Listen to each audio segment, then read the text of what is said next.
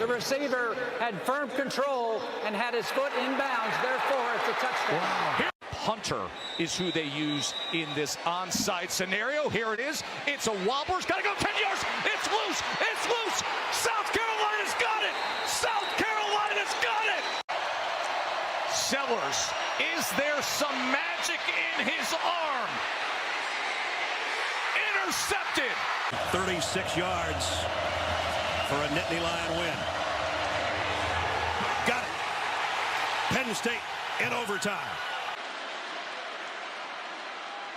Sampson.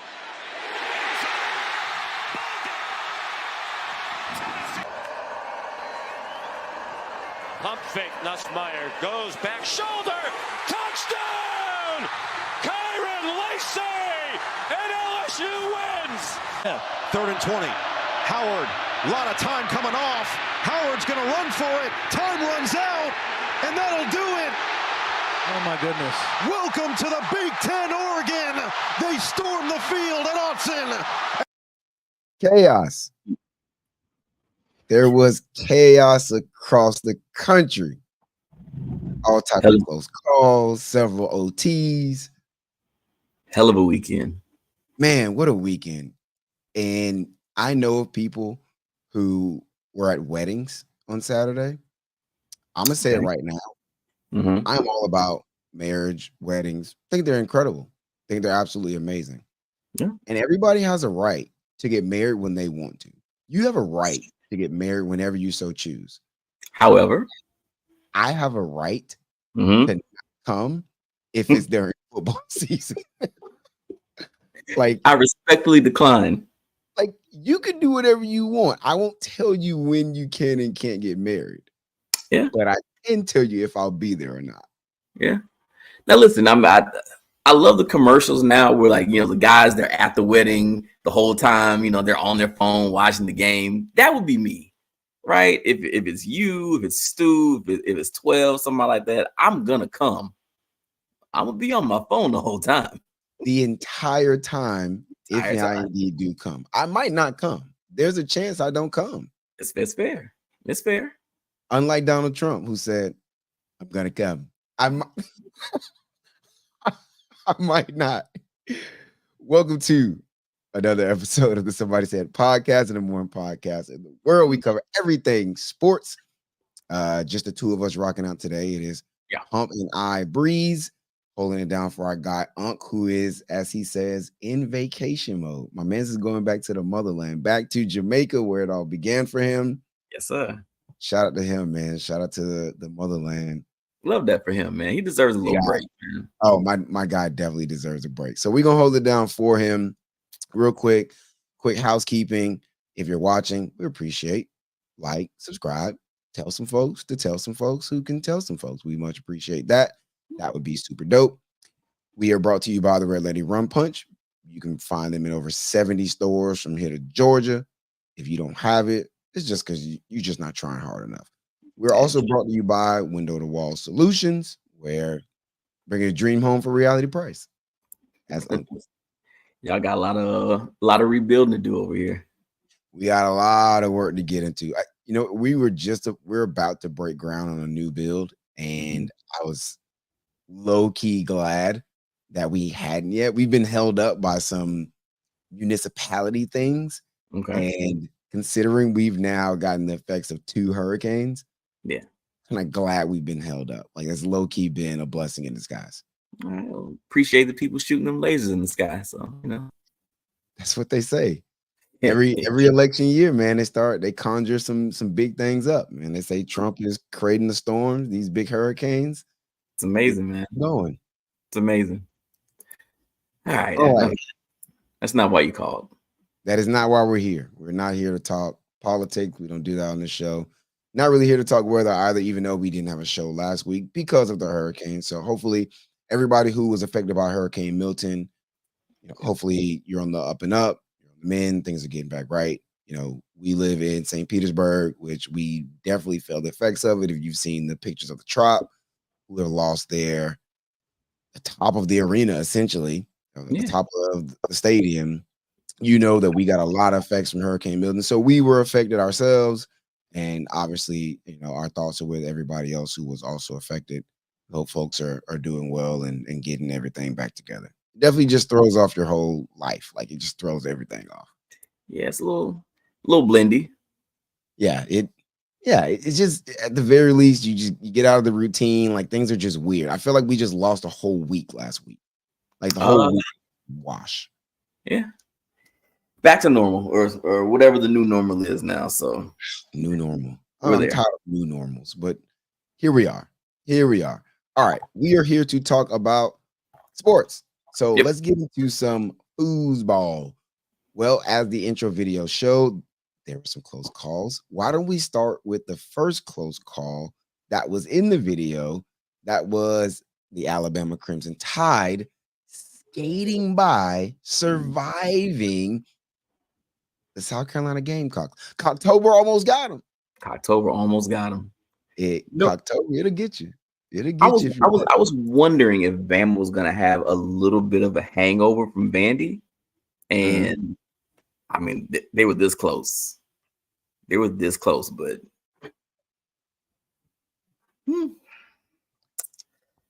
so they get by with a 27-25 victory. We saw how that game ended. First of all, what an incredible catch by Nicholas Harbor.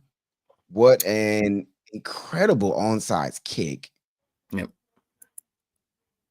South Carolina has been close to winning a few. They almost beat LSU. They've been in some close games. I don't know how much we want to dig into South Carolina. I know we want to talk Alabama. So Alabama, you get a big win against Georgia. You jump out big on Georgia. You let them come back in the second half, but some heroics by the 17-year-old Ryan Williams gets you a victory over Georgia. Next week, you lose at Vandy.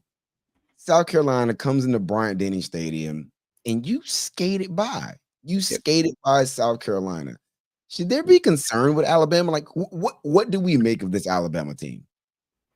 In all honesty, if you look at their season so far, once they've actually started playing competition, besides them jumping out huge against Georgia, look what they did. They let Georgia come back and make that a ball game. Yeah. Right? That game was didn't Georgia take the lead late in that game, I believe? Yes, right? And then you came back and won. Right? So then, you win that, you skate by, you kind of skate by. I mean, you probably should have blown out Georgia. You get beat by Vandy, and then you turn around, you almost get beat by South Carolina. This team looks different, right? Even different than what they did last year when we thought that, okay, it's a little bit shaky. It's not the Alabama we're used to. We're used to Alabama dominating. Maybe they have one or two games. All right, they sleepwalk through, but they get up for it and they come through late. I think even the game against USF, they took off late in that game. Am I right? So yeah, it was a one-score game until 6 minutes left in the fourth quarter. Correct. I don't know if it's any residual effects because of the new era now in Alabama football. Right? You got Kalen DeBoer there, Nick Saban's gone. What does that mean? I told you this is going to be a test of what Alabama really is now. Right? You got the Kingmaker, he's gone. What's Alabama now? What's the new normal for Alabama? We're using that term now. What's the new normal for Alabama? Right now, they look like a team that has a ton of talent, but doesn't dominate like they used to, right? And even being able to skate by with mediocre quarterback play. You guys know how I feel about Jalen Milroe. Jalen Milroe isn't the game changer that maybe he even was last year. He looks mid a lot of times. He's just like a quarterback. Mid-row? Going with Jalen mid-row? I think I might use that. I might use that for the rest of the year because I appreciate that. You're welcome. Here's the thing. I was having this conversation earlier. Shout out to my little bro Cam. He hit me up. He's like, what is different about this Alabama team? And my first thought was really, it wasn't quarterback. It was the front seven. Who's the game wrecker on that defense? Right? Where's the Dallas Turner? Where is the first round top 10 draft pick DN or D tackle who's completely unblockable and will just take over games? I don't see it on this Alabama front seven. And I don't see an offensive line that can impose his will on people. So then, if you can't impose your will in the run game, they haven't been able to consistently run the ball, and you can't dominate people up front with your front seven in today's football. If you're not disrupting quarterbacks, these quarterbacks in this day and age will find some success. And I think that's the issue they're running into. You had Diego Pavia and Vandy be able to do it. Carson Beck in Georgia be able to do it. Now Lenore Sellers was able to do it to the tune of putting up 25 points on you. I don't see a disruptive and dominant front seven from Alabama. And I don't know if that changes because even Kalen DeBoer and all his winning, it's never been because of elite defenses. Washington's defense last year, I believe, ranked in the 40s. Mhm. Yes, they still went to a natty because the offense was just that incredible. But I don't know that gets fixed. It's not going to get fixed overnight, right? And again, you expect Alabama to have the kind of talent on defense to maybe even make up for some kind of drop off, right? Mhm. I think the drop off right now is looking like there's no way they should be this competitive in this many games, right? Especially when you got a guy losing to the likes of Vanderbilt. Correct. And the funny part is, like, we're sitting here having this conversation with them, could they possibly be sitting at 3-3 right now instead of 5-1? It's very possible that Alabama could easily have been 3-3 instead of 5-1 right now. Like, those games have been very, very close. So that scares me. And again, their schedule going forward, what is it looking like? They still got Tennessee, they still got Missouri, they still got LSU. Like, they play some. I'm not even gonna look at Oklahoma. Got to put Cam on watch pretty soon. Don't do that. But they still got some games, and in all honesty, even Auburn at the end of the season, Auburn always gets up for Alabama. That could be another Vandy game where you don't expect it, but they might squeak out a win right now where Alabama looks vulnerable. I wonder if they're even questioning themselves right now, like, what do we have in the tank? So I'm anxious to kind of see these next couple of weeks, especially against Tennessee, what Alabama comes out with. But they're a box on the ropes right now to me. Yeah, I mean, they've got to run several games where they have to show up. Now, they will get a bye. So to your point, they go at Tennessee this week, third Saturday in October. Shout out to that, one of the best traditions in college football. Then they get Missouri, who I think Missouri's overrated at this point. Mm-hmm. I've come over to the dark side with you on the Mizzou take. But then should. you got to go at LSU, who is shown to be a gritty team. They will not quit. They're going to grind a win out if they have to. They're not going to be an easy out. So I don't feel completely. I wouldn't put my mortgage on Alabama coming undefeated out of that 3-game stretch, which we haven't said that in a while about Alabama. Yeah. Personally, I think they drop at least one. It's hard for me to argue with you. Yeah, I ain't gonna tell you which one, but they come out of there with at least one loss. It's hard for me to argue it. Very, very hard for me to argue it. Okay. All right, let's see what happens with Alabama. They've got to figure some things out, and they got to figure some things out quick. Let's keep rolling. We got to figure more things out. The Penn State Nittany Lions, number 4 in the country, held on to beat USC in overtime. We saw it with the walk-off field goal. USC played for a long field goal, missed it in overtime. Penn State gets an overtime field goal opportunity. They hit it. They win it. Is Penn State different this year? Or is this the same Penn State that will beat everybody they're supposed to beat and lose to everybody they're supposed to lose to? There's nothing about Penn State right now that makes me. I think that was one of those teams when we were going over the where they should be and overrated teams at the beginning of the season. I put Penn State up there as overrated. Why are they up so high? Mm-hmm. Penn State will beat all these teams. They'll beat Illinois. That was probably their toughest game coming into this one, right? The only other ranked team they played so far. USC, I think USC plays scrappy. I don't want to downplay USC, right? I don't think that USC is back to where they are, but I think I've told you before, I'm on the Miller Moss train. I like him. Yeah, I'm still on it. I like him at quarterback. I do like him at quarterback. Again, they have some talent on offense. Cool. Penn State, you know how I feel about Drew, man. Drew's just one of them quarterbacks where he'll do enough, then he'll do some dumb stuff. Then it's like they want him to be good so bad, and he's mid. And just admit that he's mid. It's okay. And that defense is enough. I don't know if this Penn State team is that good to top some of the teams that we're going to talk about later, right? Some of the other Big Ten teams. I still don't think they're going to contend for a Big Ten title. I think they are who they are. And right now, I think their ranking isn't so much indicative of who they are, but of all the other teams that have been losing ahead of them. Well, and also where they started, right? When you start top 15 and other teams have to play each other, you keep winning, eventually you'll move ahead. Exactly. So I'm looking at them. Are they the number 4 team in the country? Yeah, by default. But no, they're not the number 4 team in the country. No, they're not. There's no way.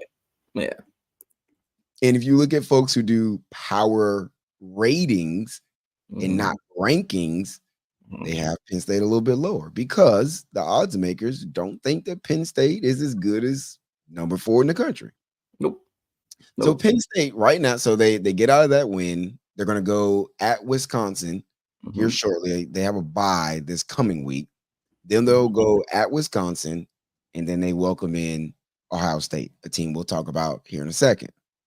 That's their season, though. Well, okay, that's not fair because the week after, they will welcome in a Washington team who I think is one of those teams you better not take your eye off of. If you think, oh, hey, we got a dub because we're playing Washington this week, Diggs ain't there no more, and Jalen McMillan ain't there no more, and Rome Odunze is in the NFL, you think you're just going to walk into a dub, you will mess around and find yourself in a dogfight. So I won't say that that's their season, but really those 2 games are kind of it. Okay. If they're able to steal a win against Ohio State and they're able to stay focused enough to beat Washington, that's their season. Okay. When that Ohio State game comes around, the only thing that will work in their advantage is the record of Ryan Day. We'll come to that. We will come to that. We'll come back to that. Don't you worry. Put that in your back pocket. Don't nobody touch that there table. Coming back to that one. Let's keep rolling. Number 8, Tennessee. It's an overtime victory over the Florida Gators. I don't know what to think about Tennessee at this point. I'm just not sure. Because before they started conference play, Tennessee, people were talking about 2019 LSU vibes.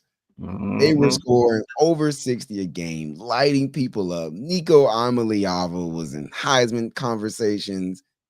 And then you blink, and then they start conference play. Here are the point totals, right, per game. And just hear it out. 69 points, 51 points, 71 points, 25 points, 19 points, 23 points.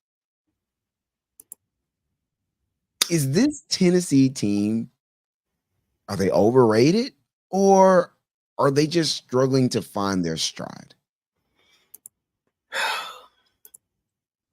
The crazy part about this is I went to I was wondering we were gonna get to this game because I was gonna hurt me to my soul to actually comment on it.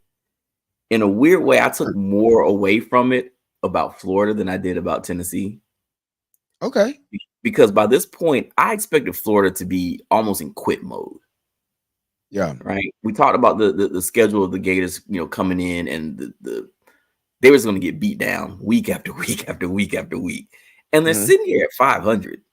And they played some really competitive games. And this game was obviously one of those games where, again, it shows you that Florida has talent. And, I kept saying even last year, Graham Mertz ain't the problem. Graham Mertz ain't the problem. So when they stay competitive, he also wasn't the solution, though. No, he definitely wasn't the solution. But all right, when we're thinking that they're going to be, complete garbage this year, and they're going to get creamed by a lot of these teams, and in essence, they're really not. So Now I flip over to Tennessee. You still Huh? gonna get creamed? Get creamed. You still use that? Oh, people getting creamed? Absolutely. So now A 90s sitcom? Like, well, actually, I was watching Are You Afraid of the Dark last on of Sunday. course you were. Of Yeah, course you were. it's a good show. All right, so now flip over to Tennessee, where they start playing some real competition. It's easy to blow out Chattanooga and NC State and Kent State. That's cool. You play Bogey, Pine Hills Park, and Lakewood. So once you play Oklahoma, it's like, all right, well, cool. Oklahoma knows how to play defense. They hold you at 25. I think the one thing about that game, we're like, okay, well, they can run the ball. They've been able to run the ball in a lot of these games and not just light people up. So I'm wondering, are they really overrated, or do they just know how to play a balanced game against a team where, okay, we might be in trouble, let's control the clock? Or they're just getting exposed by teams? That part I haven't figured out about Tennessee. Like, I really don't know. Does that make sense, though? Like, yeah, no, it makes a ton of sense. And I guess I'm in the same boat. I don't know what to make of them. Like, I feel like all the talent's there. I feel like Nico can be him. He can be that guy. I feel like Samson, the running back, or Samson, I'm sorry, running back, is a legitimate guy, right? I feel like Heupel is recruited well. They've got receivers, Brew and Dante Thornton and Squirrel White. And I'm like, I feel like it's all there. And then I watch the product and I'm like, you can give a 5-year-old all the ingredients to make, the perfect souffle. That don't mean they're gonna make it. Correct. And it feels like the ingredients are there, and for whatever reason, it's just not quite. That Luther curl. It ain't curling just right. It ain't getting just right. So I don't know. Like, I keep waiting to see this offense take off. Yeah. I'm waiting for this offense to start lighting the scoreboard up, like we saw this offense do with a Hendon Hooker, and it's just not happening. And I don't know. At some point, we're gonna have to accept and say, like, this is just who they are. At some point, you got to stop waiting for it to happen and just admit it ain't gonna happen. Yeah, I'm not there yet. To me, in a way, Tennessee, outside of one other team in the SEC, this has been SEC football in 2024. You've seen dominance at times. You've seen it's been Jekyll and Hyde a lot for the top SEC teams, right? You can say that about Alabama. You can say that about Georgia. You can say that about even the mid-tier teams. Talk about LSU. We're going to talk about them. But outside of Texas, nobody has been a consistent dominant team. So yeah, Tennessee has shown that they can go out here and thrash the people they're supposed to thrash. They can win against teams they're supposed to win against, and then beat the top tier teams. But then they've also shown that they can lose to the dregs of the world. They shouldn't have lost to Arkansas, right? Arkansas plays teams tough. I get it. I was gonna say they shouldn't lose to Arkansas. Don't play Woo Pig. They shouldn't lose to Arkansas, but it's been up and down for the SEC. So, I mean, they're a typical SEC team not named Texas right now. I mean, and I don't want to zoom too far out because I know we've got some more games to talk about. I think what you just said actually applies to everybody in the country. Outside of Texas, nobody has just been a juggernaut, a dominant force. Yeah. Which kind of reminds you of last year. This is the way college football is kind of, in a way, just quick. And go do it. Do you think that now, because of every game doesn't matter, you see people kind of letting their foot off the gas? Where before, if you're going to play an unranked Arkansas, you go in there, you got to get style points, right? Even especially back in the BCS era, right? You're supposed to beat these unranked teams by 50, right? You got to put up 50, you got to put up 60. Every game matters so much to where, all right, well, we can lose to Arkansas, unranked Arkansas, and we still got a chance. We're still good, right? Bama can lose to somebody. Well, we're still good. We're okay. As long as we fall somewhere in the top 12, we're okay. Every game every week doesn't really matter. I don't think that's it. No, at all? No, I don't think that's it. What I do think it is, and I'm listening to what people say, and I said that this would come. I think there is a balancing of power happening in college football, or a rebalancing of power in terms of Georgia and Alabama and Ohio State are no longer just stacking up talent on top of talent on top of talent, 3, 4 deep on their depth chart. And they're just so much better top to bottom than everybody else in the country. Like we talked about Alabama. Alabama does not have a dominant player rushing off the edge. How many kids that went somewhere else would have gone to Alabama years ago? Right? You got the kid over at South Carolina who is looking like a first-round draft pick as a true freshman. In years past, does he go to Georgia? Does he go to Alabama? Ruben Bain was in between Miami and Alabama. He picks Miami. 5 years ago, he ain't picking Miami, right? So I think you have this shift happening where, all it takes is a couple of 5 stars to not pick Alabama, a couple of really high 4 stars to not pick Georgia, a couple of really high kids who maybe was even on the bench or already at an Alabama or an Ohio State, transfer out. Hey, I don't want to wait. I am good enough to play. Justin Fields. I don't have to wait in Georgia. I'll transfer to Ohio State and I can be a starter right now at another premier program. So now, instead of all this talent just sitting in 3 or 4 programs in the country, it's starting to spread out a little bit. Now Diego Pavia, who used to have to sit wherever he was, hey, you know what? I'll transfer to Vandy because I'm a little bit better than where I can perform higher than the school I'm at, and I can compete against an Alabama on any given Saturday. So now all of a sudden, Vandy's better than they've ever been. South Carolina has a little more talent than we're used to it having, right? And you're seeing these other teams or these other programs come up, right? And kids aren't just sitting and waiting in the wings for 3 years for Georgia. Like, no, I'll leave and go play right now somewhere else. Yeah, Now, I mean, 4 deep. Yeah, no, I can definitely see that. I know how the landscape from that lens has shifted. At the same time, again, I'm just sitting here and I'm looking at some of these games and I'm like even just the sideline, when they shoot over to the Bama sideline, I can see that they're mad that they lost. Right? Like in that Vandy game, I can tell where they're pissed off, or I shouldn't even say pissed off. Maybe more frustrated they lost, or maybe just the way that they lost. But you can tell that, well, we just got to go back and play tomorrow. Like their season isn't over, right? Like you've seen those games where you look at the sideline and they know everything they've been working for in the offseason, everything up to this point is now done. Like you could see it in them. That sense of urgency to me in a lot of these top 10 teams is not there. It doesn't feel, and again, that's one of those things where it's less tangible than what you're talking about, because that's something you can actually see, right? You're trying to go off the field test. How do they look? What does the body language look like? What's the play calling for some of these coaches, right? Where there's no sense of desperation, there's no urgency because it's not necessarily needed in this moment. I'll save that to when we get to the playoffs. That's what it feels like.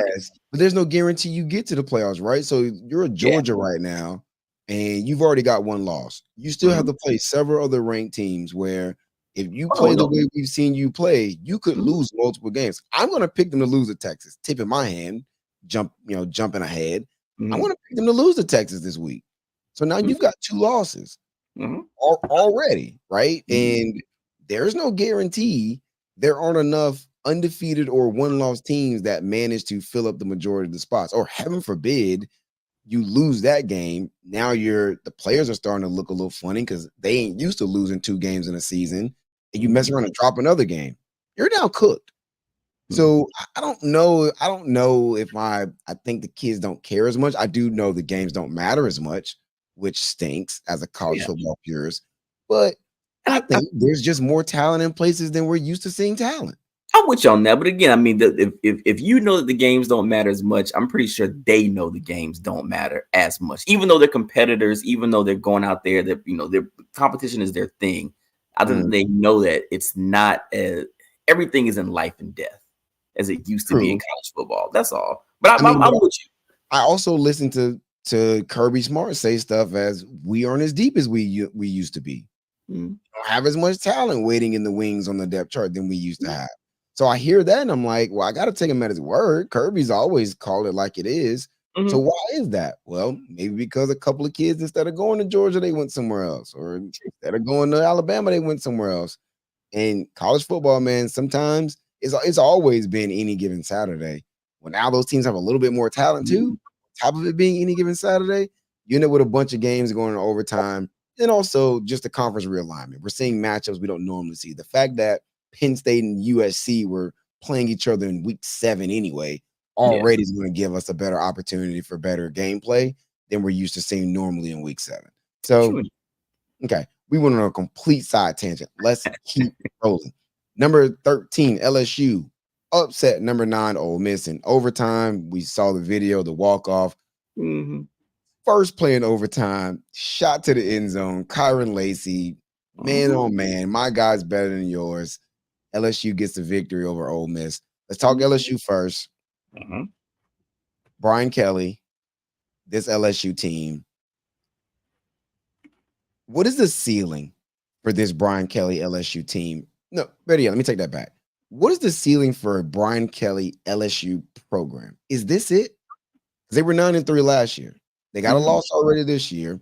Most folks will probably choose them to lose at least one more game. Alabama, cough, cough. What is this the ceiling for Brian Kelly LSU? Because it feels a lot like last year's team. Without the Heisman winning quarterback, but they're getting by. They're winning some tough games. Yeah, I mean, they're still, especially those first couple of weeks, they're still not playing any defense. Nope. which is crazy. I don't think this is the ceiling at all. I think that a minimum 8 to 9 wins should be the standard for a team like LSU. So I think that there's still a lot of room for improvement. The standard or the floor for an LSU team? I think standard. I think 8 wins should be a standard for LSU. Standard? I feel like 8 wins should be the floor for LSU. I mean, like you should win at least 8 to 9 games in that conference. The floor, like LSU should never be losing. They never have less than 8 wins. So okay, minimum, all right. 8 to 9 minimum. Okay, all right. I agree on that. Standard should be double-digit competing for SEC championships. Okay, all right, we agree. So I think that there's room to improve on this team, right? Again, you just had a Heisman winning quarterback, so Brian Kelly knows ball, right? And you get enough talent in Louisiana, you can make a run, especially now what you're talking about, where you see the shift of talent. It's not being stockpiled in one place, especially in your own conference. It's not being stockpiled by Alabama. It's not being stockpiled by Georgia. I think that LSU is one of those teams right now where you don't necessarily want to come in, like we were just talking about before, having one loss already, and now you got to go play LSU. Like knowing that you can't lose another game, right? I think that they play Bama. Yeah, if I was Bama, I'd be worried to go play LSU. You absolutely better be worried to go play LSU if you're Alabama. And it's in Death Valley, I think that game is. That game, LSU versus Alabama, is. Of course, now we're gonna struggle on time. It's in Death Valley. If right now, I actually be willing to see if I can get some early action on that game. I'll take LSU on that game. You're gonna lay some on that. I'll take LSU in that game. Yeah, LSU right now is one of those sneaky teams, and they're on the cusp of the playoffs. Right, they're sitting at number 13. I like LSU right now. It seems like it feels like one of those LSU seasons where it's like, all right, you guys have been crappy for the last 2-3 years. It's time for LSU to come back again. which is what they do, right? They spawn from the dead every couple of years and go on a run. And then probably in 2 years, they'll win a national championship and be garbage again. Okay. It's LSU. So yeah, no, I think they got room to grow. LSU is in a really good position right now, I believe. I think it's the same LSU, which is why I asked the question, like, is this the ceiling for them? Because I feel like this is last year's team. Again, they very well could lose a couple more games. You lost your season opener to USC. So you've already got one loss. And me and most everybody else in America, apparently not you, are going to choose them to probably lose against Alabama. You still got to play a pesky Texas A&M. Florida hasn't died yet. I don't know how they haven't just quit on life. Florida's still fighting. You still got to play Vandy, which nobody wants to play Vandy. Apparently not. Vandy's the boogeyman. Nobody wants to play Vandy right now. Well, Clark Leah got Vandy scaring people out here in these streets. Mm-hmm. So again, if I'm looking at this LSU team, I'm like, yeah, they're probably going to lose a couple more games. They might lose this week at Arkansas.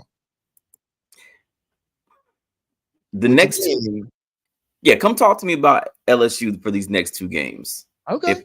If they win handily against Arkansas and then beat Texas A&M, is that in College Station? Yeah, in College Station. So they got to go to Fayetteville, Pig Suey. Then they got to turn around and go to Texas A&M. Shout out to the 12th man and all their weird traditions and rituals they do down there. I think they lose at least one of those games. I think they go 2-0. Well, if I was a gambling man, I think they go 2-0. If I was a gambling man, listen, I like me some Louisiana State. Listen, I got a lot of love for Louisiana State. Shout out to my cousin AC and them out there. And listen, the love has nothing to do with them beating Ole Miss. I think Ole Miss was one of those teams again where I was questioning why they're ranked so high. Don't think that Jackson Dart is what everybody else thinks he is. Lane Kiffin has a tendency of losing games. He does. Right? So why is Ole Miss up there? And then poof, here they are with 2 losses already. Ole Miss was up there for good reason because we watched Jackson Dart put up fantastic numbers all last year. Trey Harris put up fantastic numbers last year. Lane Kiffin's still one of the best offensive minds in college football. They bolstered the offensive line. You got the number 1 player in the portal in Walter Nolan, future first-round pick. You went and got an all-SEC defensive end in Princely Umamielen from Florida. Like, there was no reason Ole Miss shouldn't be a team shooting for the national championship. To me, this is just a huge blunder by Ole Miss. This is just a big L on Ole Miss because this was supposed to be your lightning in a bottle season. For Ole Miss, this was supposed to be your 2023 Washington, your 2019 LSU, that Michigan State team that randomly was really good. You don't get this every year. Ole Miss will not be this good again, talent-wise, as far as the roster is concerned, next year. This was your opportunity, and you've already got 2 losses in week 7. I think this is one of those. That's a big stain on Lane, man. No, 100%. But I think this is one of those scenarios where if all the sat back, you mean Unc sat back right now, we're looking at the list of SEC teams, and the ones who are always on top and the ones who always are just middle of the pack to not really that relevant. This is Ole Miss. This is traditionally Ole Miss.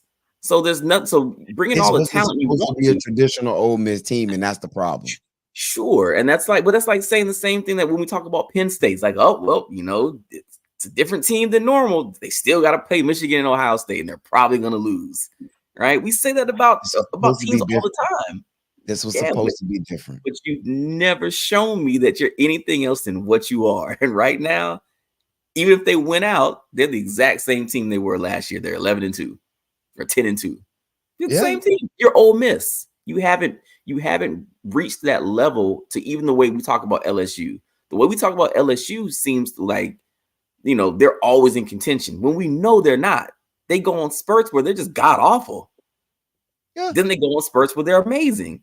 But we talk about LSU like the Alabamas and the Georgias and the Ohio State sometimes. But really, if you look at their track record, they're kind of not. But nobody is. And But- it's not supposed to be that way. They have that reputation of being okay. Well, if LSU clicks, put it this way, if LSU had that same off season, the way you just described Ole Miss, I guarantee you more people will be say, "Oh yeah, LSU will definitely go on a run." It's Ole Miss, man. It's Ole Miss. Yes, man. I guess this was supposed to be different. Anyway, we got to keep rolling though. Mm-hmm. Last game, biggest game of the weekend. I want to call this top 3 matchup this far in the season. Number 3 Oregon outlast number 2 Ohio State for 32-31. Big dub. And listen, It is, before we talk about the game, it is not lost on me that of the big 2 conferences, the best team in each is somebody that just joined. fair. The Big Ten thought that Oregon will come in. Y'all go sit over there. Hey, UCLA, Washington, welcome. Come on in. There's coffee and donuts in the back. Grab your seat somewhere in the middle. You're not getting an aisle seat. You're definitely not sitting front row. But fill in. You know, we have a seat for you. There's enough seats for everybody. SEC, hey, Texas, Oklahoma, come on in. You know, we got some pastries back there, some fresh squeezed orange juice. Come on in, find yourself somewhere to sit, get in where you fit in. And Texas is like, nah, I want the front seat. I want to sit in the pulpit. Oregon's like, hey, look, I ain't taking this back seat to nan body.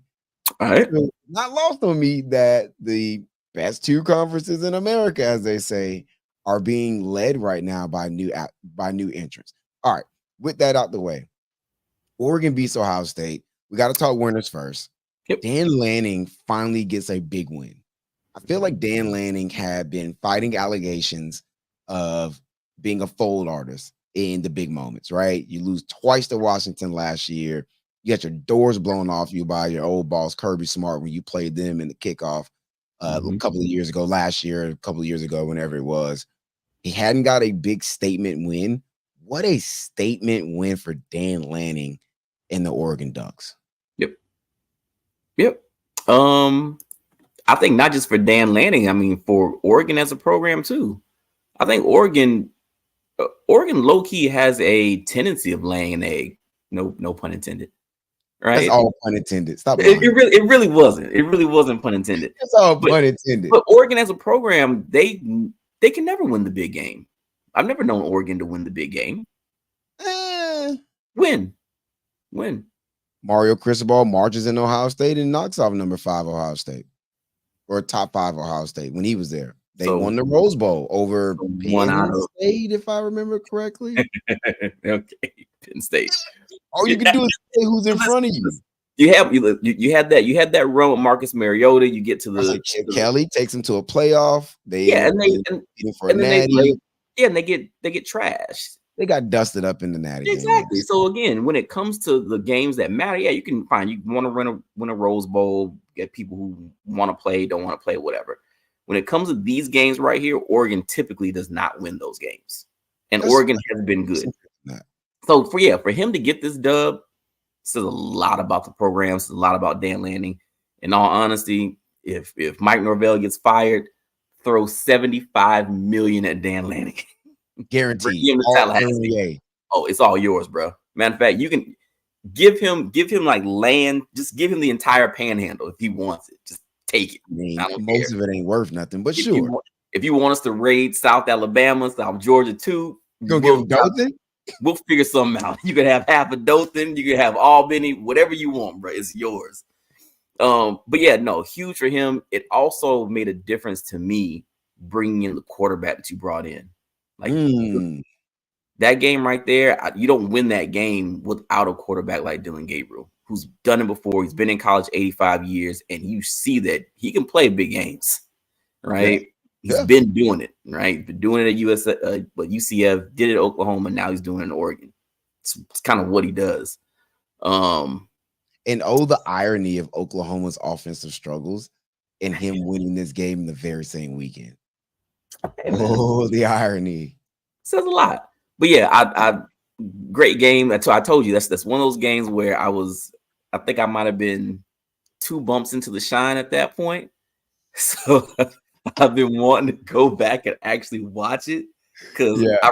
I remember reacting to the game, Yeah. but I don't know where those reactions came from. Fair enough. Here's my thing about this game from an Oregon standpoint. Mm. If you can't bully Oregon up front and you're going to try and beat them in a track meet, you're probably going to lose. Right. There was a lot of conversation about this Oregon offense. Obviously, Dylan's been fine. Tez Johnson's been hooping. Everybody's been, where's Evan Stewart? Oh, James couldn't run the ball very well a couple of weeks ago. And they go out and they do that, right? Mm-hmm. Evan Stewart goes out for 7 catches, 149 yards, and a touchdown. James hits him for 115 on 23 carries with a touchdown. If you are going to try to beat Oregon in a track meet, you're probably not going to beat Oregon. And that's the story with them right now. We had questions about them struggling against Idaho, and the offensive line didn't look great. Well, yeah, if you can disturb a team up front, you got a chance to beat that team. I don't care who they are. Mm-hmm. It didn't happen in this game. At no point was Oregon just completely thrown off and discombobulated and out of rhythm on offense. And you saw what they did. Dylan Gabriel hits them boys for 341 and 2 tuds, 23 or 34 percentage, completion rate. So if you're going to try and beat them in a track meet, I don't like your chances. Unless there are some offenses out there who can do it. I don't think Ohio State is one of them. So let's go ahead and flip the script and let's just rip the Band-Aid off. Ryan Day falls in another big game. Literally another one. 0-3 against SEC teams. 1-3 against Michigan. 1-3 in the college football playoff. He is. Oh, I just had it. He just 1-7 in top 5 against top 5 teams. 1-7 against top 5 Cinco teams. Ryan Day currently has what is considered the highest price roster in college football. They are rumored to have spent $20 million on this roster. You went out and got the quarterback that you wanted. You picked Will Howard. You went out and got one of the most productive running backs in the country out of Ole Miss. You went and got the guy who I said is arguably the best player, the best athlete in college football, in Caleb Downs. You matched him with a Jeremiah Smith. You bring back Emeka Ibuka. Ryan Day has no excuses to be losing these games. And I mean no excuses whatsoever. At what point is Ryan Day going to get to that moment where people are like, he is what he is, he's James Franklin, and we're going to flush the toilet? What happens if he doesn't win a natty this year with a $20 million roster and all these handpicked premier athletes? I honestly, I think at that point, that's when you have to make a change. You and Unc were very, very high on Ohio State. Very. Why would I not be? Look at the roster they're trotting out there. Look, from me, I say the same thing. It's why I don't mind gambling, right? It's that I can throw away the recruiting, I can throw away the names, whatever. It's typically the same people coaching you, right? And it's still it's still that team. There's nothing about Ohio State since the sweater vest or Urban Meyer's been there to make me believe in Ohio State, because for the last 8 years they've had the same guy at the helm. You can put in all you want to with all that talent, with everything that's infused in there. You still say the same thing about Ryan Day, the same way you said the same thing about Lane Kiffin. He's one of the best offensive minds out there, but they're going to lose a game or two. You bring in all this talent, Ryan Day is going to find a way to lose 1 or 2 games that, man, should y'all have lost that game? Why can't you just get over this one little hump? Why can't you beat Michigan? Why can't you do this? It seemed like that question is always there on a Ryan Day-led team. So you can pump in all the talent you want to. On paper, coming in, do you think they should have beat Oregon? It was going to be a good game. That's my point. Actually, no, I picked Oregon. Did you?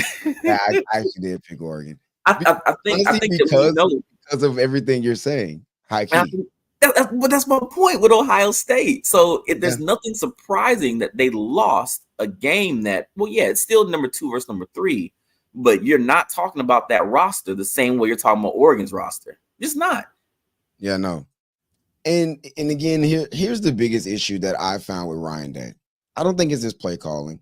I think the play calling is just fine. They went out, they've changed the defensive coordinator in the last 2 years. You went and got a head coach at a P4 program to come be your offensive coordinator. I don't think it's play calling. I don't think it's scheme. I think it's mentality. I think it's toughness. I think it's physicality. The last 3 times they lost to Michigan, how'd they lose? They got bullied. They got beat up. Michigan pushed them around. They got dog walked in a couple of them. And it wasn't because Michigan just had better athletes or Michigan is trotting out 25 stars. No. Michigan is just a grind out, hard nosed, put you in a phone booth and beat the snot out of you type of team. And Ohio State couldn't stand up to it. And so again, I go back to what I said about this Oregon. If you're not going to be able to beat up Oregon up front, take advantage of maybe some issues in the offensive line, and you're going to just try and beat them in a track meet, most teams are not going to be able to beat them that way. Ohio State should be able to impose their will against an Oregon. It should. So again, the funny thing with them, we talk about those Michigan games, athlete for athlete, talent for talent. Usually those games are right there, right? It's not like it's usually just Ohio State had more talent than Michigan did. But it's usually with those Ohio State teams, it's usually something so small that turns into something big, right? Whether fine, what Michigan's gonna do. I know what Michigan's gonna do. Run the ball. They're gonna run the ball and try to play stellar, amazing defense. They're gonna try to bully you up front on both sides of the ball. That's what they do. They don't do anything else. No, right? Ain't no surprises. They'll put in a quarterback that he's not going to throw the ball. Can't throw. What do you think they're going to do? So again, even looking at this game was equal, except for 2 turnovers. Little things. You lose 2 fumbles. Those 2 turnovers make a difference. It's little things when it comes to Ohio State that it's always just something really, really small that snowballs. They don't just get smacked. Even when they get smacked, it's not because, we don't have this, we have that. Huh? Michigan smacked them. No, I'm saying Michigan smacked them, but it's not because, they were just out talented. They were just out. Oh, yeah, no. They can't stop that. They couldn't stop the one thing that that you're going to do. Why don't you prepare for this? Are you not prepared for what they're doing? It's not scheme. Listen, I can tell you I'm running a halfback dive, but if my offensive line blows you off the line, it doesn't matter that you know the play. I'm still going to get 3, 4, 5 yards a clip. Again, that goes back to physicality. That goes back to mentality of a team being a hardworking team, not the flash, not the big names, not the guys getting big NIL. No, the guys who actually want to grind and work. And Ryan Day has not had an ability of putting together a roster that grinds and works. They don't grind out games. They don't impose will on people. They just don't. And until you do, you keep running up on teams with equal talent and equal coaching, you're going to get this. You're going to get well, that's definitely going to happen. They got 2 more games, right? I don't think Nebraska has enough spunk in them to beat Ohio State. No. The regular season don't matter for Ohio State. This was a natty or bust roster. This is a natty or bust team. Yes. So they can dog walk everybody else on their regular schedule. If they get into a playoff game against Texas, you picking them to beat Texas? No. If they get rematched with Oregon, you gonna pick them to beat Oregon? I'm not. I'll give it a coin flip. I'm not picking them to beat Oregon. I'll give it a coin flip, but I don't think it's a lot for them to win it. Hey, that's the problem in my opinion. The problem with Ohio State right now is this was a natty or bust type of type of team, type of season, and I'm not picking you to win a natty. Now, my pick ain't worth a hill of beans, so who cares what I pick? But there are a lot of other people who thought that they would be America's best team this season who are changing their tone real quick because you just walked into Eugene, Oregon, of all places, and walked out of there with more losses than you showed up with. The only thing that'll to me, the only thing that'll save Ryan Day is winning a natty. If they lose the same way they just lost to Oregon, somebody's gonna still give him a little bit more rope. Listen, he's not getting fired this year. He's not. No. He's not getting fired this year. If they get blown out by anybody in the playoffs, I don't think he's still not going to get fired. No, but he's not getting fired. that rope is so short that he has to win the next season. Correct. He would have to.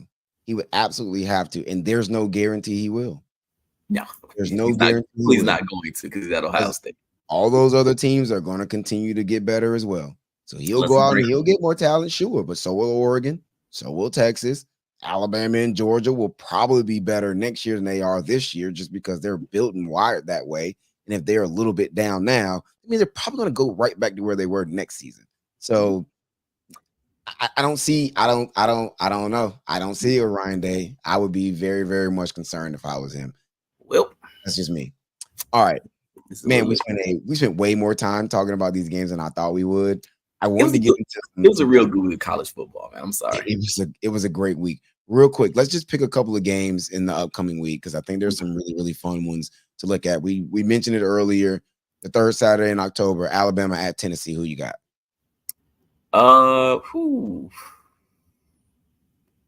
Give me Tennessee on the bounce back. That's spicy. They beat Bama by 2 scores. 2 scores? Yeah, I mean that just means 10 points. Still though, they beat Bama by 10. 3-point home dogs right now, and that would be Alabama's second loss on the season, second in conference. Run it up. Interesting. Give me Alabama. All right. You've got number 24 Michigan at number 22 Illinois. Michigan is a 3.5-point favorite right now. In the big house? No. This is Champagne? Champagne.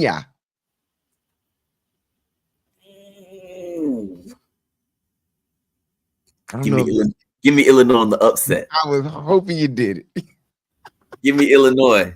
I was hoping you did it. Give it to me. I don't know if this game. Let's go. I'm not mad at it. I'm probably going to pick Michigan to win an ugly game, and I do mean ugly. It's going to be nasty. 12-10. This is going to be just a nasty game. Funny thing is, two defenses, one that's elite, but the best quarterback is in Champaign. That's true. Champaign, Illinois has the better quarterback in this matchup. Mm-hmm. I know. I've already told you. Number 8 LSU at Arkansas. LSU's 2.5-point favorites. I'm taking Arkansas. Nah, give me the Bayou Bengals. I'm taking Arkansas. Last game of the week. This is the big boy of the week. Number 5 Georgia on the road at number 1 Texas. Texas is a 5-point favorite over the Dogs. 5 of them things.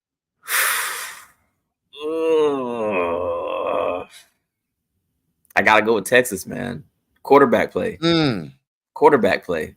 You got Georgia and Alabama with 2 conference losses in week 8. I want to see it.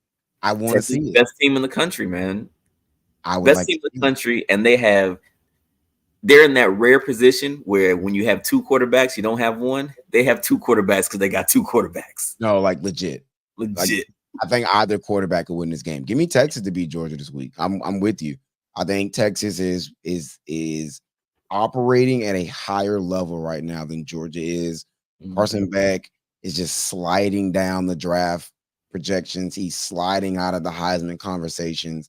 It just has not been there. It just hasn't. I don't see the big game changers, the big playability on that offense. I don't know who it is. It's receiver by committee.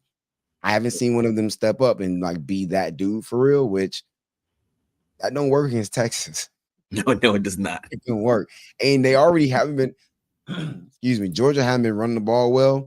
Texas is one of the best run stopping teams anyway. So now you're going in there one-dimensional. Yeah. I mean, it's only so many times that you can just count on that defense to just. That defense ain't what it used to be either. They ain't got no pass rusher either. They don't have a top 10 pick pass rusher right now. They don't, but again, I mean, they've only allowed more than 13 points twice. Now, one of those is in an L against Bama. I was gonna say they've only played 2 offenses with a pulse. They've only played 2, but still, I mean, they've only played one offense with a pulse. I'll give them some credit on that. I ain't giving it to them. The defense is still good. I'm not gonna say they're elite. They're still good. Texas is the better team. It's Texas. The answer is Texas. Texas winning. No, I'm with you. I got Texas winning this game. Don't mess with them. They're gonna have Big X the plug out there running routes by the fourth quarter. Hook 'em horns. Okay, cool. Hook 'em. All right, let's switch gears real quick. Let's jump into some NFL stuff. Oh, do I have it? Do I have it? Oh, please. This is bad podcasting, so I apologize to those who are watching. Now I gotta find it. We cannot move forward until I find it. Where is it? Well, in the meantime, watch a pretty good episode of Bob's Burgers. Hey.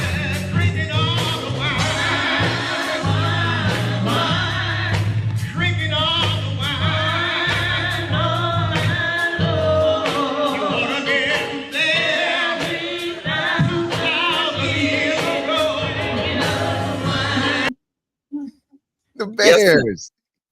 Yes, sir. First of all, what kind of wine you got? This is a Josh Prosecco, of course, some little rosé. Little rosé. My wife likes that, Jonathan. Straight from Italy. Sure, straight from Publix. The Bears go out and get a convincing win over, albeit a very struggling, a very middling Jacksonville Jaguars, but 35-16. Yeah. Young Caleb goes out and lights them boys up. Yeah, man. Is this what we can expect to see from Chicago going forward?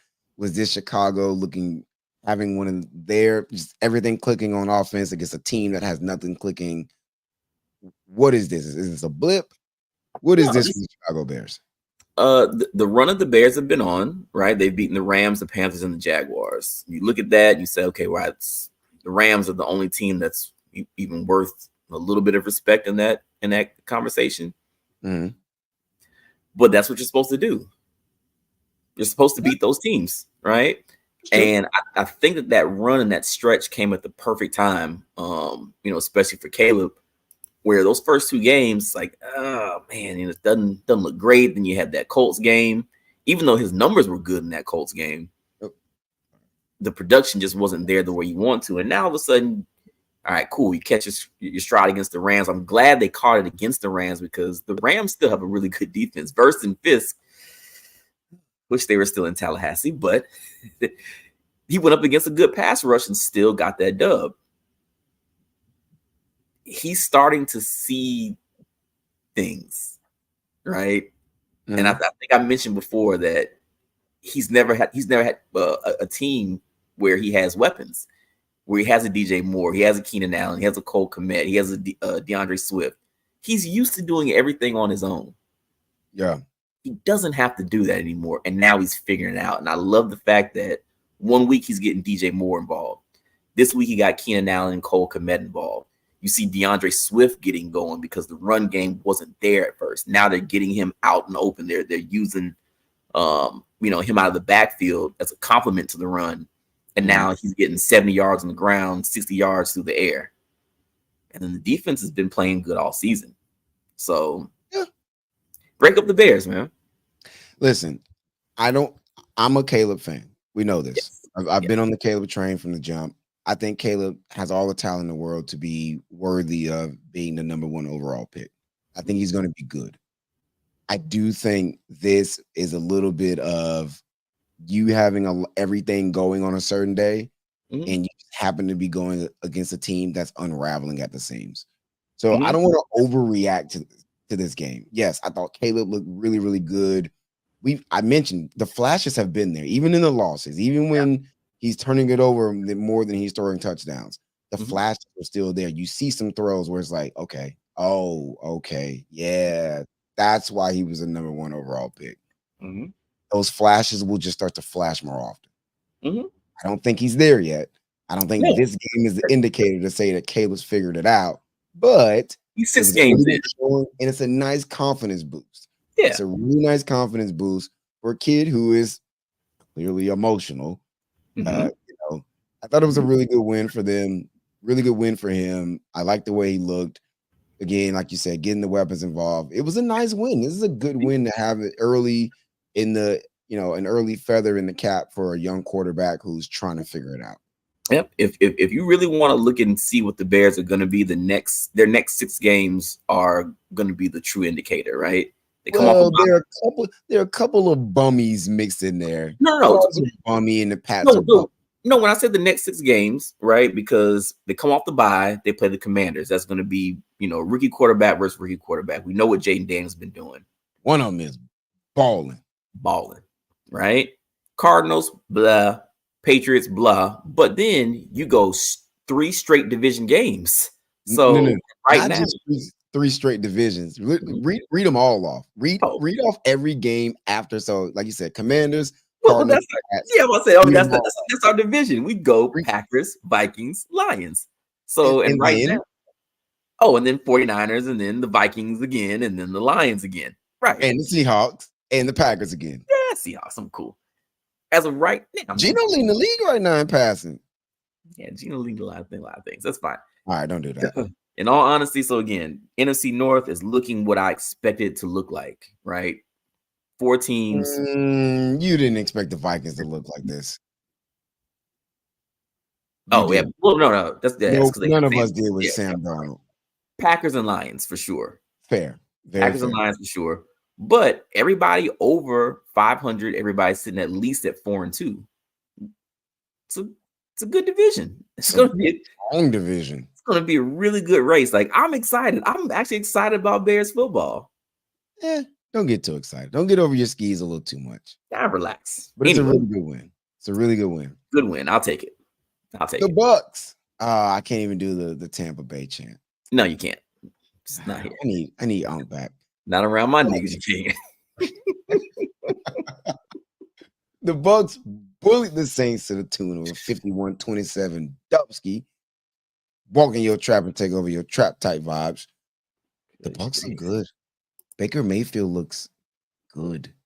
He got weird in the first half, right? Came out hot. We jump out 17-0. Then it gets weird. A couple of funky interceptions.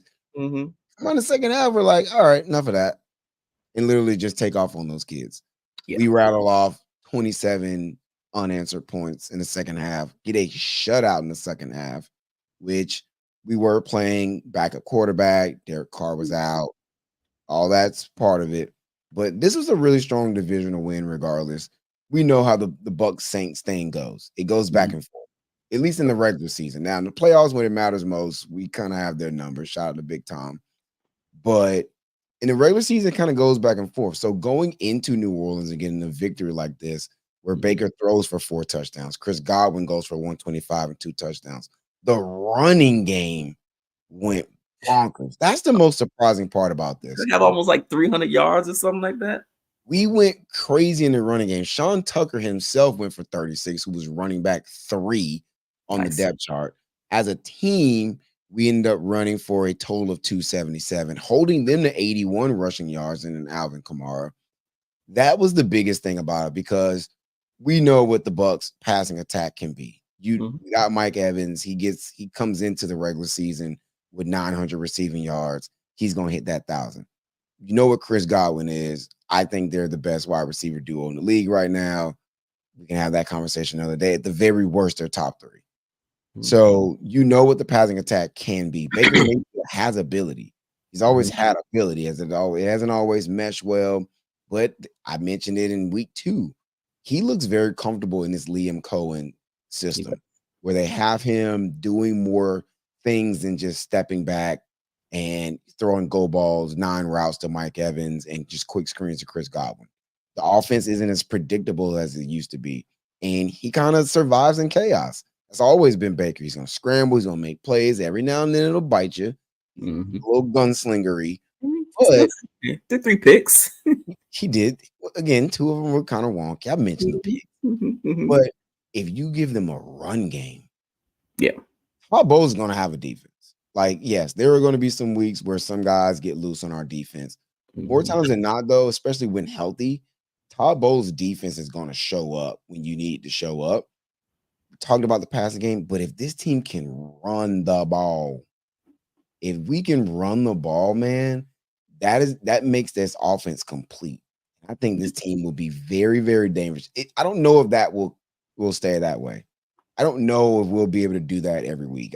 The Saints have not been giving up running success that way.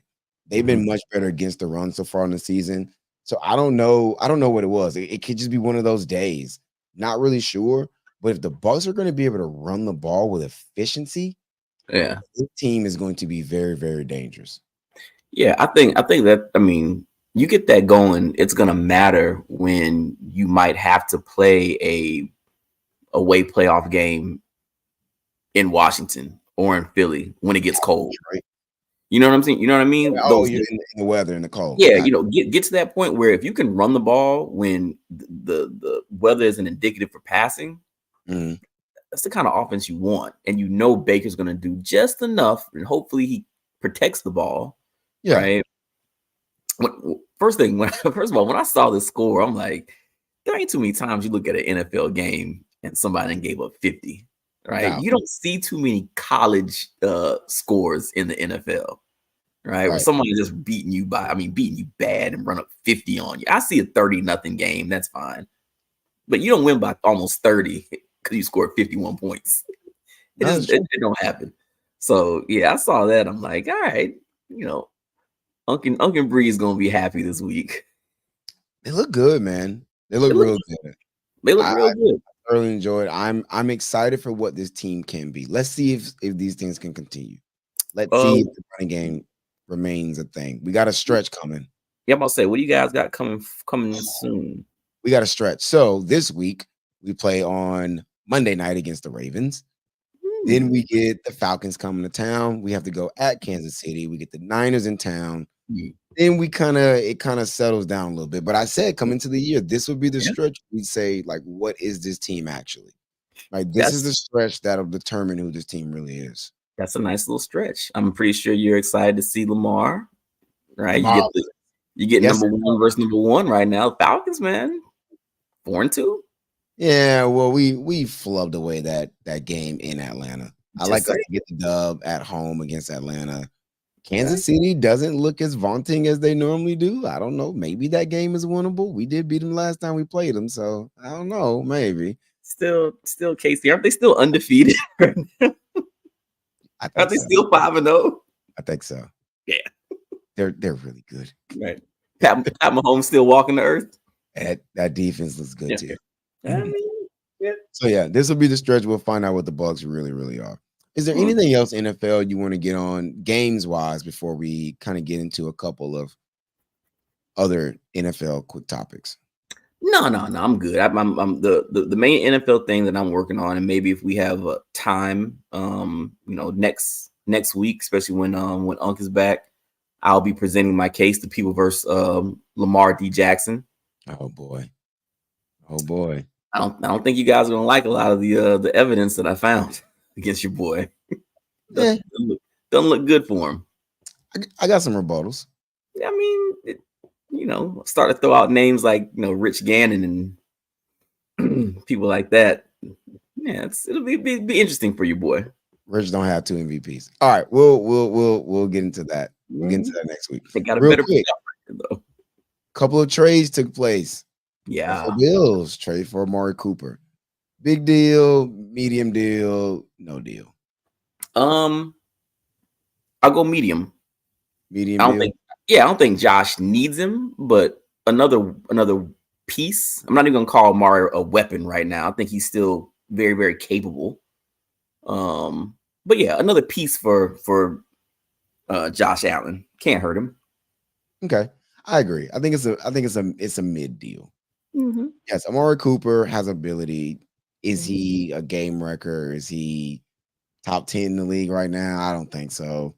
That helped them out some, sure. Does that fix their biggest problem? No. I don't think wide receiver is their biggest issue. So I don't think this automatically makes them Super Bowl favorites either. So it's a medium deal. The bigger trade that took place, Devontae Adams finally gets what he wants. He's been, I get it, but I don't. But whatever. Devontae Adams gets traded to the Jets. Big deal, medium deal, no deal.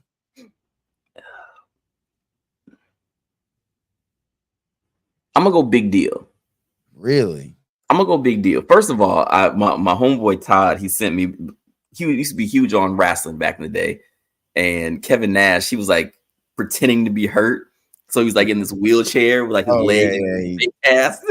throws the covers over. Yeah. So the reason why I say big deal is Aaron Rodgers is not the Rodgers that we knew, right? But you see that he's still got some old man magic in him. And He I'm got wondering some- if, oh yeah, he still got some old man magic. And I'm wondering if he just needs that person that he's on the same page with that's able to tell the other guys, okay, listen, this is exactly what he's thinking, right? I can tell you exactly what's in his mind, right? I'll show you exactly what to do to get on the same page. If that happens, we know the Jets have the weapons that Aaron Rodgers needs to get going, right? And so when I say big deal, I want to scale it down. It's somewhere between medium and big. It's somewhere in. No, you don't get to scale Go it fine, down. go fine. I'll stay at a big deal. I think that him getting back with rekindling a bromance is good for him. Because Okay. I don't know if those guys in that wide receiver room are hearing everything that Aaron is telling them. Okay. So he's got another voice now. He's got a voice that's in that room with them, getting everybody on the same page. So big deal for the Jets. I'm going mid deal. The reason why I think it's a mid deal, again, I think Devontae Adams still has talent. Yes. Mhm. Is he top 5 in the league right now, receiver? I don't think so. Is Aaron Rodgers top 10 right now in the league at quarterback? Maybe. I don't know. It's kind of a conversation to be had. Mhm. So at that point, does the offense have a little more firepower? Yes, it does. Mhm. They still have way bigger problems. Also, yes. Wide receiver wasn't the issue with this team. That's not the reason why the Jets are 2-4 right now. They don't have a coach. You just fired your coach after 5 games. Like, you have so many other bigger problems right now than a wide receiver. This feels like, hey, there's a big old crack in the dam. It's gonna break any day. Yeah. Let's slap some gorilla glue on it. Like, no, that's not the problem.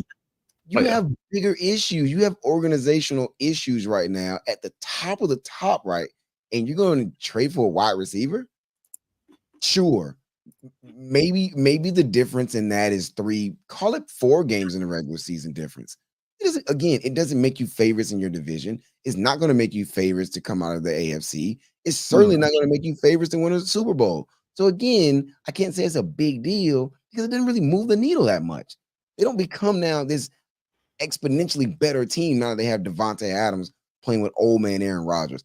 I'm gonna be honest with you. I was watching that game and I literally thought to myself, and I almost sent the text, and I don't know why I didn't.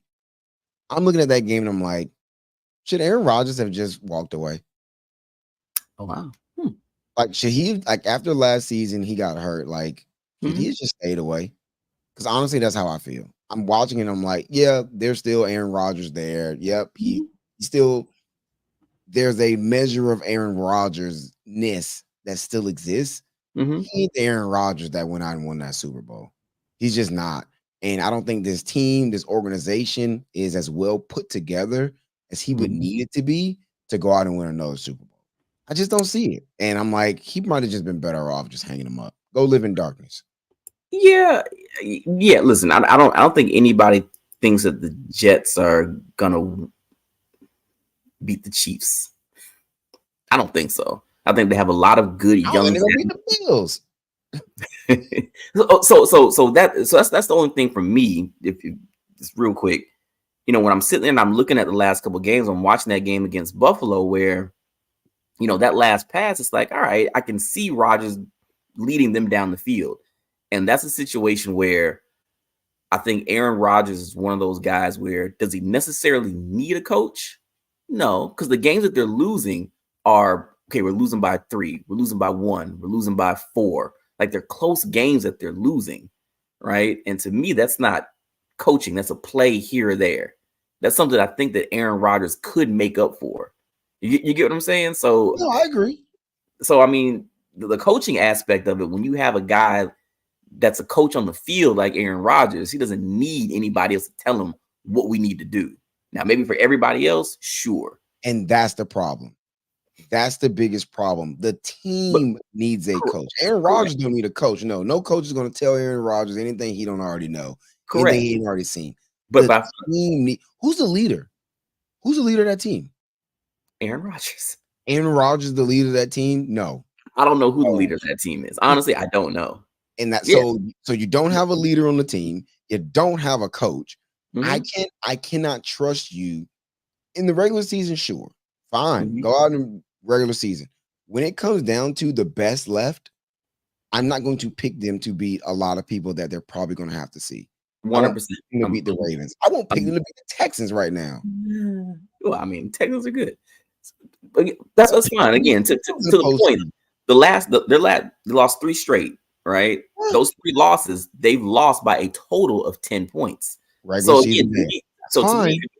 me, if the coaching was a bigger issue, those losses would look a lot worse or be a lot bigger. They're right there for them, and that's within all the turmoil of, all right, well, about to fire your coach. We can't do this. We can't do this. They're still like they're one possession away from winning these games. And if the losing of those games starts to fracture the locker room, who pulls them back together? That I don't know. Now I don't know if they're fractured. Or you get in the grind of the season. Listen, every locker room runs into problems during the season. Whether we hear about it or not, we know it exists. Way too many big personalities, way too many guys making a ton of money. Every team needs leadership, players, they need strong coaching. Especially if you don't have strong coaching, it's even more imperative to have a strong leadership core. I don't think Chucky was this fantastic coach for the Bucs, but you had guys like Derrick Brooks, you had the Mike Allstott, you had the John Lynches, where that team didn't need a coach. The team didn't need a coach. I don't know that the Jets are a team that doesn't need a coach. Well, yeah, they're only big. You'll compete. Yeah, their only big veteran presence is Aaron Rodgers. They got a bunch of kids. Yeah. So then you went out and you got Devontae Adams, and it's going to come a time where you will need a coach. You will need coaching or leadership to keep this team focused, together, and on track, or to be able to overcome obstacles. Because at some point, if everything goes well, you'll find yourself in a playoff game against the Chiefs, against the Texans, against the Bills, against the Ravens, and you won't win them. Yeah. So that's why it's a mid deal. They have bigger problems to go worry about. It's like having a hole in the trough, and they're like, I think we should get some new restaurants in here. Sure, bro. I'm not going to a game. You're not doing anything in this stadium with no top on it. All right. Real quick, because we've gone real long. Hockey's back. Quick thoughts on Blackhawks or hockey in general. Beat the Oilers 5-2 the other day. Man, everybody's beating the Oilers. I'll take it. The Oilers right now. I've only been able to watch 2 games so far for the Hawks. I watched that game, and I watched the game against Calgary, who I think is 4-0 right now. Super early in the season, obviously. Yeah. Just from the Blackhawks side, young team. Love watching Teuvo Teravainen and Connor Bedard together. They balled out in that Edmonton game. You can see where Connor Bedard is so good. He's really good. He's 12 years old. It's absolutely insane. You can see that they're still super young, man. I think they're 1-2-1. It's like the games that they're losing aren't like the games that they were losing last year. Like it's like a play away. You know what I mean? One play here, one play there, or you just catch a team that's much, much better than you, and it's not close.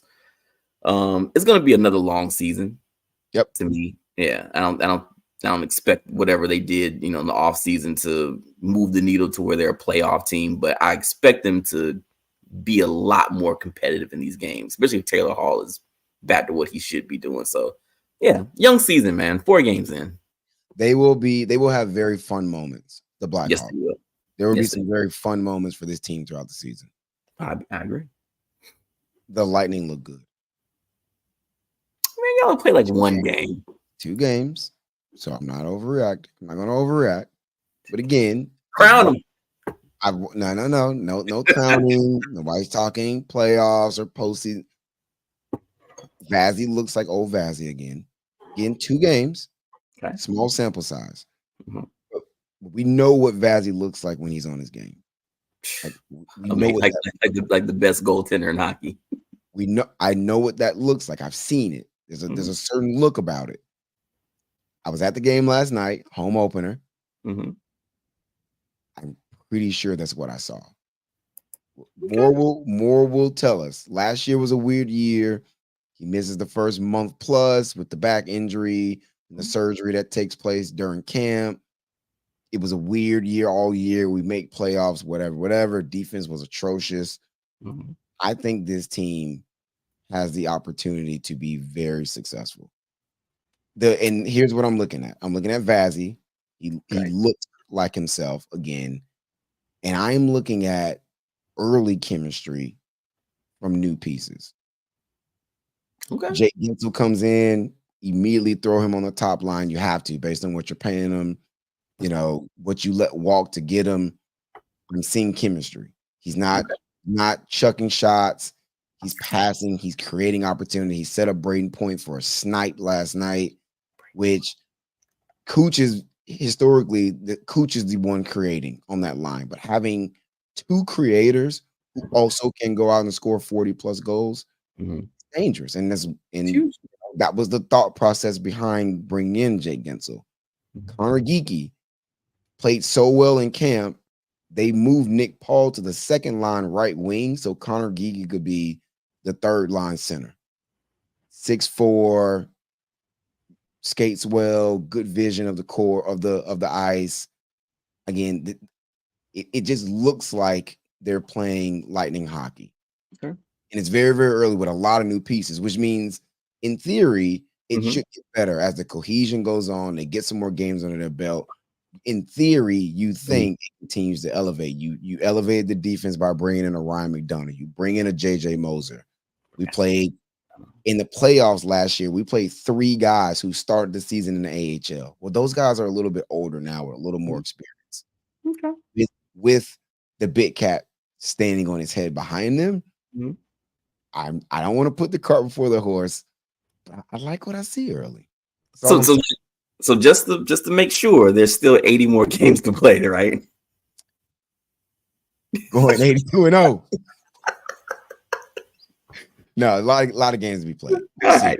Just making sure. And obviously, we play in the East. When the East is very, very competitive, there are a lot of really good teams. So we definitely got to get over across the bridge for at least a game this year.